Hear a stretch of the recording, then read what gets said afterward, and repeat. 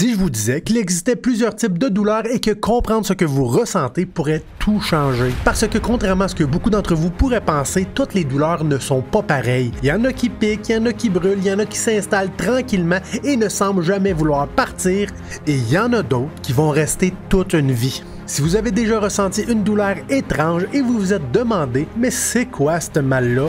Restez avec moi. On va voir les 4 grands types de douleurs, comprendre leur origine et surtout apprendre à différencier une douleur sérieuse d'une simple petite douleur temporaire. La première, c'est la plus commune. Vous vous coupez, vous vous brûlez, vous faites une entorse et votre corps vous envoie un message. Hey, fais donc attention. Ça, c'est la douleur nociceptive. Elle se divise en 2 grandes catégories, la douleur aiguë et la douleur chronique. La douleur aiguë, c'est celle qui arrive après une blessure. Elle est vive, elle est bien localisée, elle réagit à un mouvement et disparaît progressivement avec la guérison ou simplement à travers le temps. Ça fait mal, mais c'est temporaire. Cependant, parfois, la douleur ne disparaît pas. Elle traîne, elle s'installe au bout de plusieurs mois, généralement plus de 3 mois quand elle commence à devenir chronique. Elle n'est plus seulement un signal d'alarme, elle devient un problème en soi. Et là, on entre dans des territoires pas mal plus flous parce que certaines douleurs n'ont même pas besoin d'un traumatisme pour apparaître. Elles semblent sortir de nulle part. C'est souvent un mélange de surcharge physique et psychologique et votre cerveau va mettre en place des mécanismes de protection pour éviter qu'au fil du temps, ça ne cause des réels problèmes. Que ce soit parce qu'on a fait trop de mouvements répétitifs, trop de tensions accumulées, votre cerveau a du mal à gérer tout ça et une région dans votre corps finit par devenir douloureuse sans raison apparente. Si cette douleur aiguë non spécifique dure des mois, voire des années, elle peut évoluer en douleur chronique primaire. À ce stade, la douleur devient le diagnostic en soi et il n'y a pas d'anomalie visible à l'imagerie médicale, aucune lésion claire, mais la douleur est bien réelle. Mais il y a aussi d'autres types de douleurs qui ne viennent pas des muscles ou des articulations, qui vont venir des nerfs eux-mêmes. Avez-vous déjà ressenti des élancements électriques, des engourdissements, des picotements étranges? Ça, c'est la douleur neuropathique. C'est plus qu'un simple signal d'alarme du corps, c'est carrément le système nerveux qui envoie des signaux anormaux parce qu'on est en train d'impacter la fonction même des nerfs. Elle peut être causée par des lésions nerveuses comme la neuropathie diabétique où les nerfs sont endommagés par l'excès de sucre dans le sang. Mais pour la plupart des gens, elles surviennent à cause d'une compression nerveuse, aussi référée comme une lésion envahissante, notamment l'arthrose sévère ou la hernie qui va venir impacter et coincer soit la moelle épinière ou les nerfs qui sortent de chaque côté. Mais attention, une hernie discale, de l'arthrose, ça ne veut pas dire systématiquement que vous allez avoir mal. Pour beaucoup de gens, ces anomalies ne vont jamais être ressenties et n'apporteront aucun symptôme spécifique. Parce que pour qu'une lésion envahissante soit prise au sérieux comme un vecteur potentiel pour une douleur, il faut que les symptômes soient bien plus qu'une douleur localisée au cou et au dos. La lésion envahissante doit impacter un nerf et créer des pertes de force, perte de réflexe, perte de sensation. Et ça prend bien plus qu'une douleur intense au cou et au dos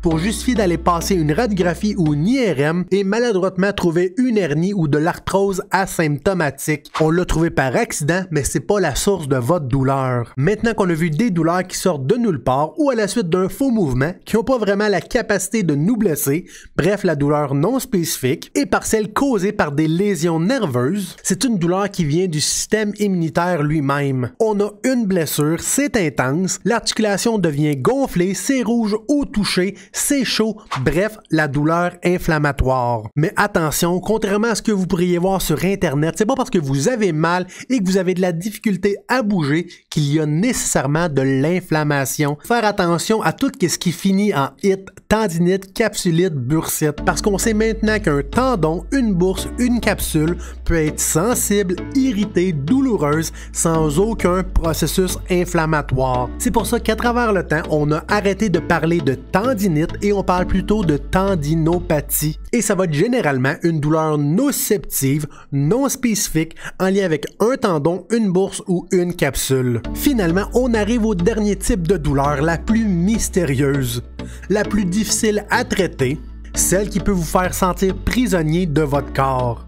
la douleur centrale. Elle provient du cerveau lui-même. Quand une douleur dure depuis des mois, des années, le cerveau peut commencer à mal interpréter les signaux et une simple pression sur la peau peut devenir douloureuse ou encore un mouvement banal peut redéclencher des douleurs intenses dans une région qui a toujours eu de la sensibilité chronique. Et dans certains cas extrêmes, ça peut être associé avec des conditions comme la fibromyalgie, où c'est plus juste une ou deux régions qui sont sensibles de manière chronique, mais c'est tout le corps qui devient sensible, les muscles, les articulations, où les personnes affectées ont l'impression d'être pris dans une armure de douleur, comme si chaque mouvement allait les brûler. Et le pire dans tout ça, plus une douleur est inquiétante et plus le cerveau va lui accorder d'importance en termes d'intensité, de fréquence et de persistance. Alors, comment savoir si une douleur est sérieuse et comment faire la différence entre une douleur temporaire et une douleur qui nécessite une prise en charge rapide? La réponse est simple. Une douleur dangereuse, c'est une douleur qui progresse sans raison.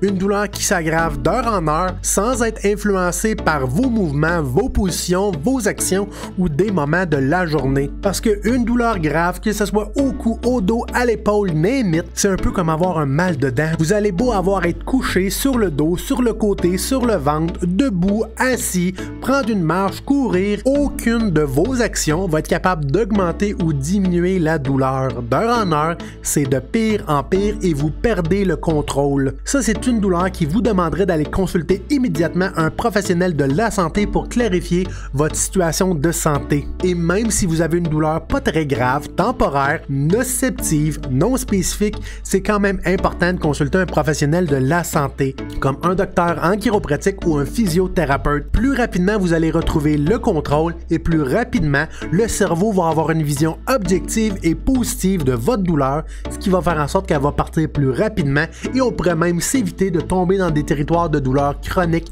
primaire. Maintenant, c'est à votre tour. Dites-moi dans la section commentaires lequel de ces 4 types de douleurs vous avez déjà ressenti. Partagez-moi votre histoire. Et si jamais vous êtes intéressé à en savoir plus sur la douleur chronique et dans des techniques d'autogestion à la maison, on a une mini-série sur le sujet qui va être disponible dans la vidéo description. Ok, bye!